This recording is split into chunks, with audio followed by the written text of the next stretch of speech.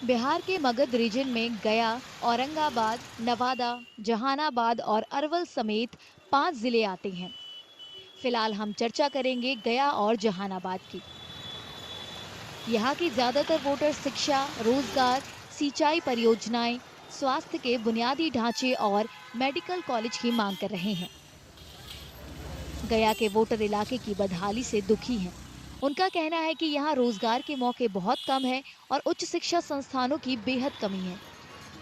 देखिए, मुद्दा केवल और केवल विकास का है और विकास के बारे में केंद्र की क्या नीतियां रही हैं या क्या उनके प्रस्ताव हैं, वोट का आधार किसी के लिए भी, जनता के लिए, बाकी सारे जो मुद्दे हैं वो उतने प्रभावी नहीं होंगे। विकास का मुद्दा होगा और जो बातें, जो भी पार्टी विकास का विषय लेकर के सामने आएगी, वोट उसी को मिलेगा।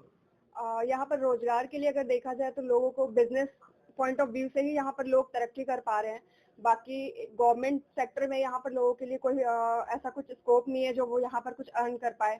यहाँ पर लोग पढ़ने के लिए भी बाहर जा रहे हैं, तो इस अकॉर्डिंग गया में भी कुछ ऐसी फैसिलिटीज होनी चाहिए, कॉलेजेस या फिर जो इंस्टीट्यूट है मेडिकल इंजीनियरिंग के लिए बच्चे बाहर जा रहे हैं तो यहाँ पर वो इंस्टीट्यूट वगैरह होनी चाहिए, या कॉलेजेस वगैरह जैसे एम्स मेडिकल के लिए लोग जा रहे हैं या फिर बीटेक करने जा रहे हैं, एमबीए करने जा रहे हैं।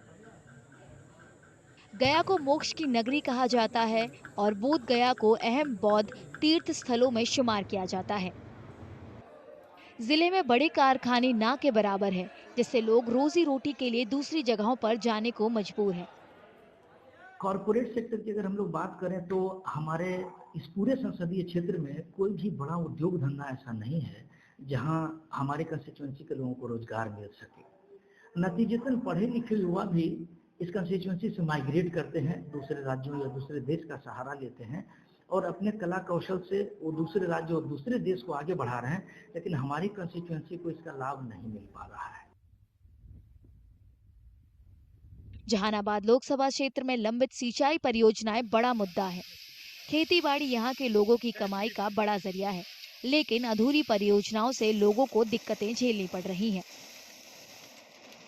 बिहार सरकार का प्रोजेक्ट है और हेंगुआ नाला से फल्गु से पानी यदि जमुना नदी में दिया जाए, दरधा को जोड़ा जाए, पुनपुन को जोड़ा जाए, तो हम समझते हैं कि किसान के वाटर लेवल ऊपर होगा और लोगों को माने सिंचाई करने में सुविधा होगा। तो उपज यदि होगा और उपज का यदि सही दाम सरकार दे दे तो किसान कुछ हद तक संपन्नता उसको आएगा। वोटर शिक्षा और स्वास्थ्य जैसी बुनियादी सुविधाओं की कमी से भी परेशान हैं। शिक्षा के क्षेत्र में आप देखें तो कहीं भी हम समझते हैं कि मोर देन 80% आबादी के लिए सही शिक्षा व्यवस्था आज भी जिले में नहीं, चाहे वो नीचे की शिक्षा हो या उच्च शिक्षा की बात हो। तो हमारे लगता है कि यहाँ पे सरकारी स्तर पर भी और जनप्रतिनिधियों के स्तर पर शिक्षा एक गंभीर विषय है, इस पर काम हो, इस पर गंभीरता नहीं दिखाई दे। सबसे पहली बात है ये हम लोग का जो एक सबसे बड़ा हॉस्पिटल जो डिस्ट्रिक्ट का है सदर हॉस्पिटल, इसकी बात की जाए, इसमें कुछ सुधार की आवश्यकता है। क्योंकि जिले भर के मरीज यहाँ पहुँचते हैं तो यहाँ पर थोड़ी सी सुविधा और बढ़ाने की जरूरत है। बिहार लोकसभा में 40 सांसद भेजता है। 18वीं लोकसभा के चुनाव अप्रैल और मई में होने की उम्मीद है।